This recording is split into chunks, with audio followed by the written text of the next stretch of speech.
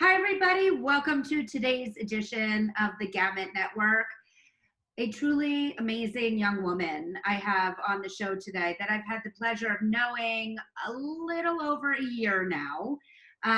We first met in the city that never sleeps, Las Vegas, last year as she was one of the amazing models that we had in our show there with Zappos Adaptive.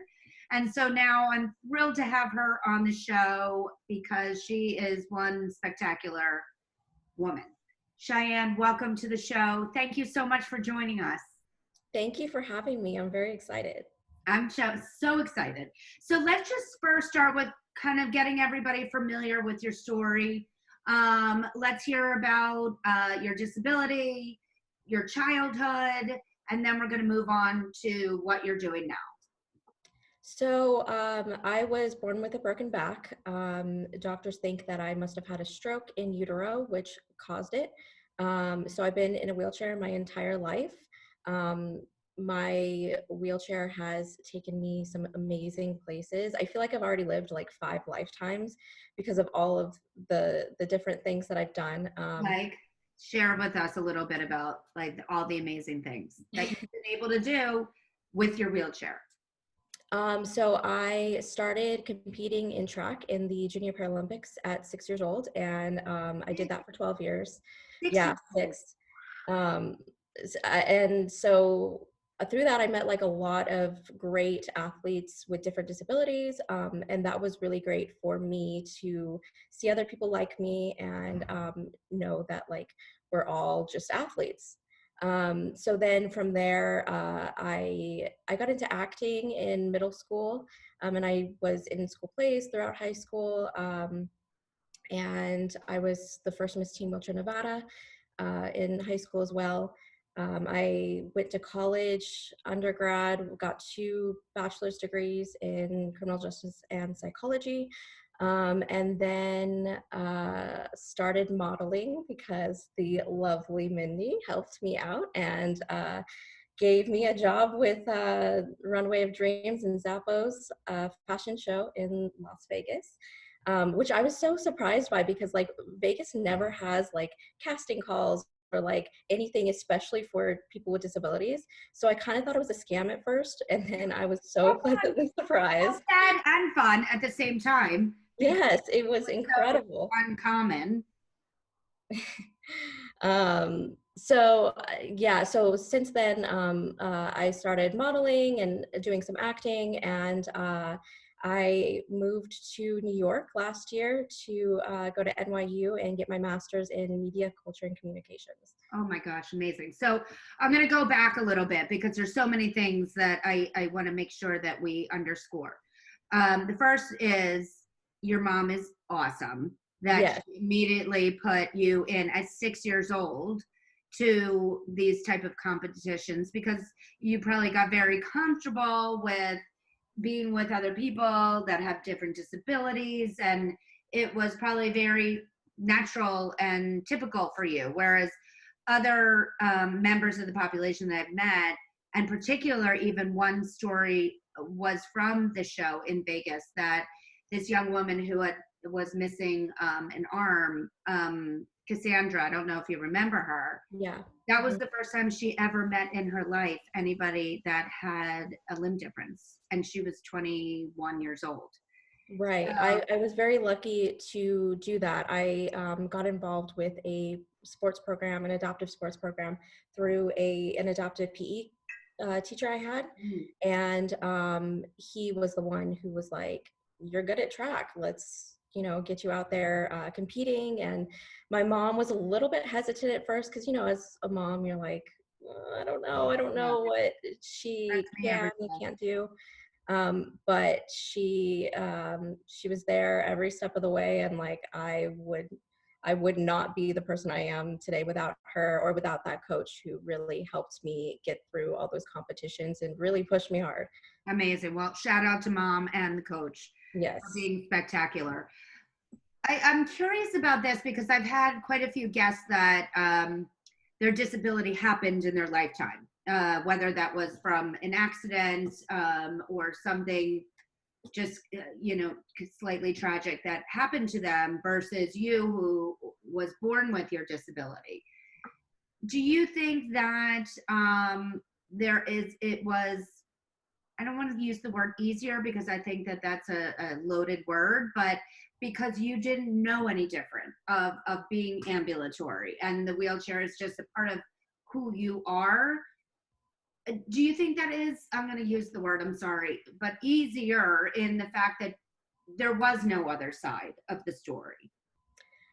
I think about this a lot. I don't know because I haven't experienced both, but I would assume that it is easier because I've had more time to adapt and to get to know my disability and who I am as a disabled person.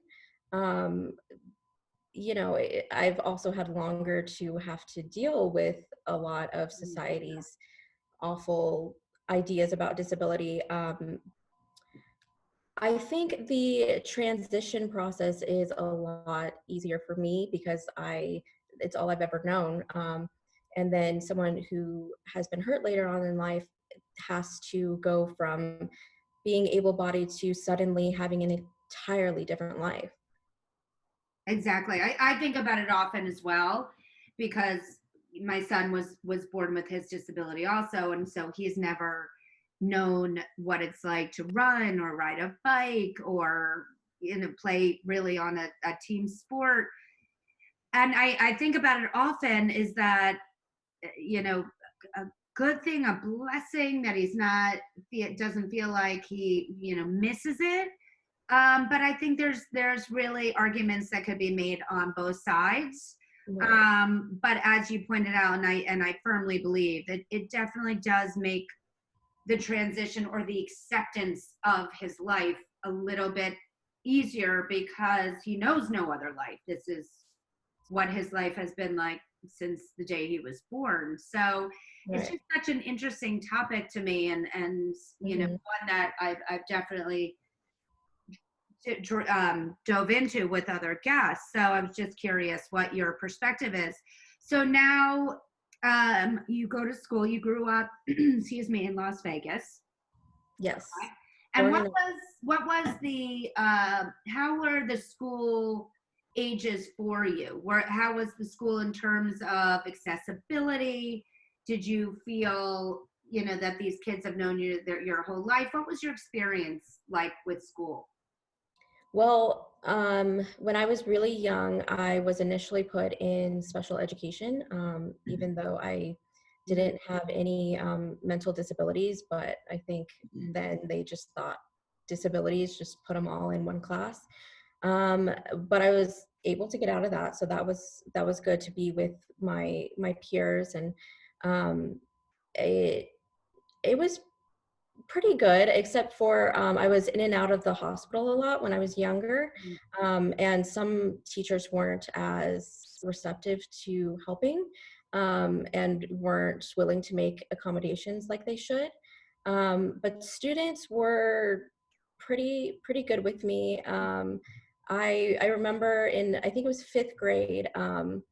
My coach for track, and then a couple of my coaches, and then I think they brought in a Paralympian to do like a disability education uh, like presentation to my class, Mm-hmm. and then my class got to play wheelchair basketball afterwards, How fun. and I think that helped a lot in terms of them understanding my experience and understanding me better.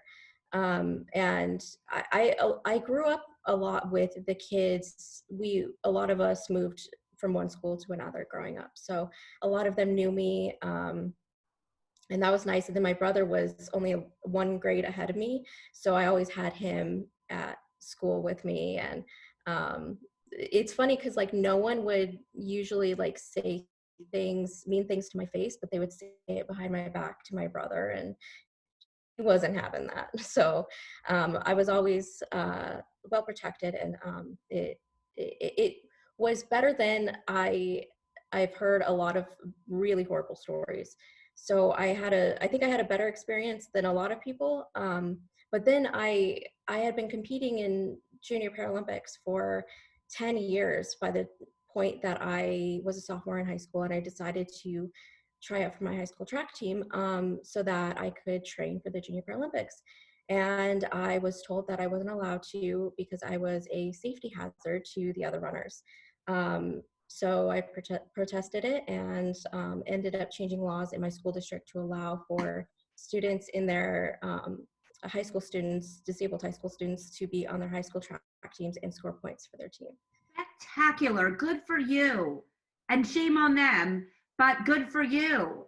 That is amazing. Look at that, what you created for students to come to. Your trailblazer. You made that happen. You opened opportunities. I love that so much.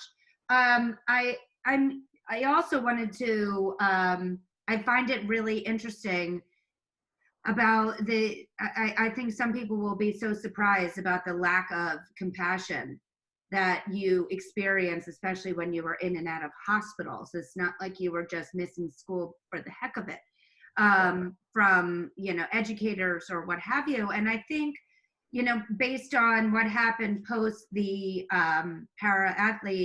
Paralympian who came in and spoke to the class, I think a lot of it stems from the lack of understanding of what your life is like, what it means to have a disability, and who you are as a person, which is one of the reasons why I wanted to do this show, is to kind of broadcast to the world that, look at this amazing young woman who has done so much in her life and just happens to be in a wheelchair. And yeah, I think the lack of education is really the key to making people understand and not pushing so much ableism on disabled people. yes. And can you describe what that means for those that may not know what ableism, how would you define that?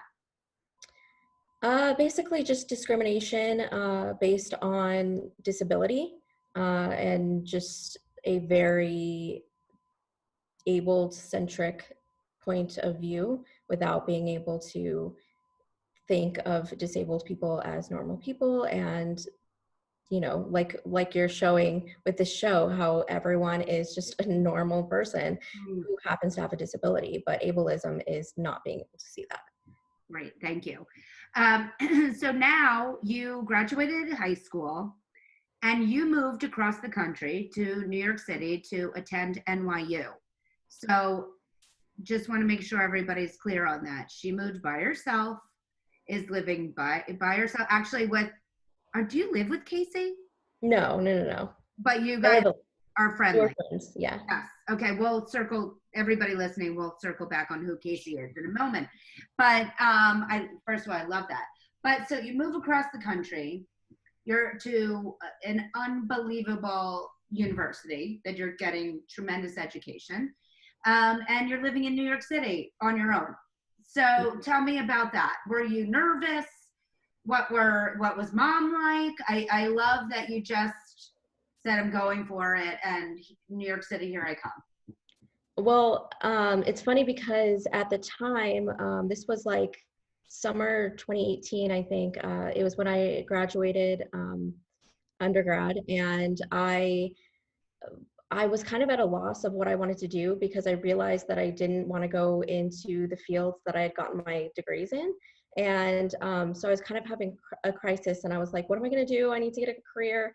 And I took an impromptu trip to New York with my godmother and fell in love with the city.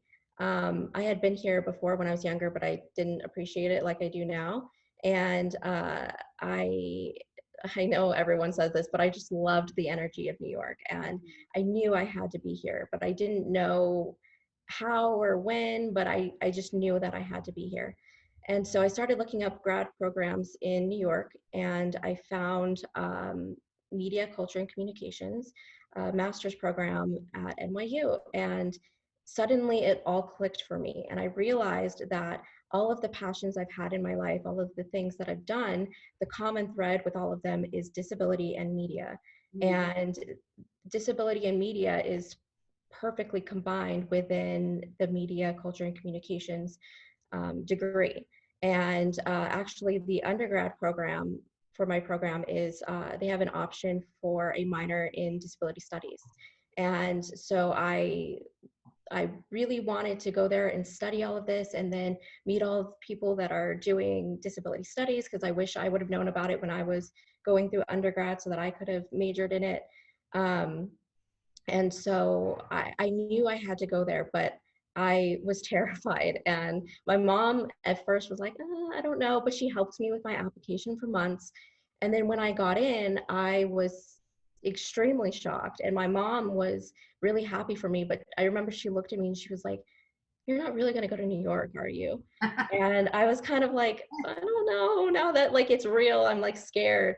But I actually found out I got in like a month before the fashion show in Vegas. And I hadn't really told anyone yet, because I was like, if I don't go, like I don't want to tell people and then not go. But my mom was telling everybody. And I remember like, because I didn't know anyone in New York. It was across the country. I had never lived anywhere except for Las Vegas.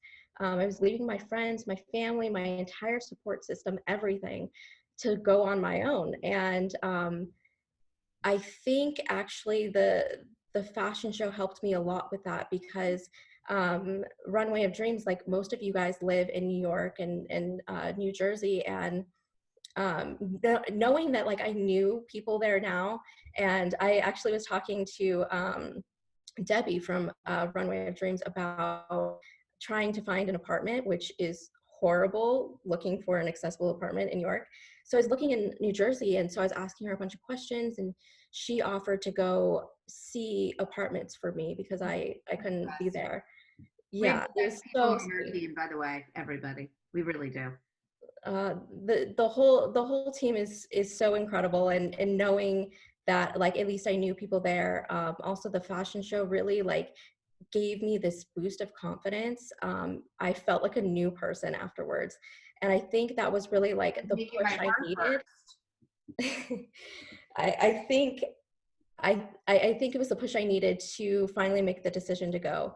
And my mom was not the happiest, but she knew that it's what I needed to do for myself. So Unbelievable. And so now on the other side, I mean, obviously you're going to be going back soon now that, hopefully we're, on a upward trajectory with COVID, but what, are you feeling like you so made the right decision and that you're so proud of yourself that you did this now that you are here and thriving and enjoying the energy of New York City? oh yeah, best decision I ever made. Someone asked me recently what I'm most proud of, and I think the thing I'm most proud of is getting into NYU, because I really did not think I was going to get in. I was like, that's a really good school. It's a small program. I don't think it's going to happen. And just the fact that I was able to do that. And then like, even now looking back, I'm like, I can't believe I like was brave enough to move down here by myself. And some days it's difficult, especially now since I'm not really leaving my apartment. And it sucks like not being able to experience New York right now. Yeah. But I Unfortunately, it's definitely not wouldn't change going it. anywhere. Yeah. Yeah. I hope to be back in the fall, and I hope everything will be not normal, but better at least. Yes, for sure. Well, I mean, I think one thing that we have to definitely highlight is there's plenty of able-bodied people out there that would be too afraid to do what you did. To forget about all the hurdles that you have to go through just having a wheelchair in New York City. I think it needs to be applauded that you as a person, Cheyenne, was brave enough to take this leap of faith and be spectacular in your life, and you are the better for it. So I think it's beyond spectacular, and I cannot wait to see the changes that you make in the world of media, and we'll be right there by your side for sure. Before we go, I like to ask all of our guests one final question, and that's about the notion of a vision board, manifesting your hopes and dreams and wishes. Who or what would be on your vision board? I was actually thinking that when I get back to Vegas, I want to make a vision board. And I think a quote that I really love is the best way out is through, which I think is very, yeah, it's very, I think everyone can kind of relate to that right I was now. gonna say it's very timely. We Yeah, just very timely. gotta But power also, through this.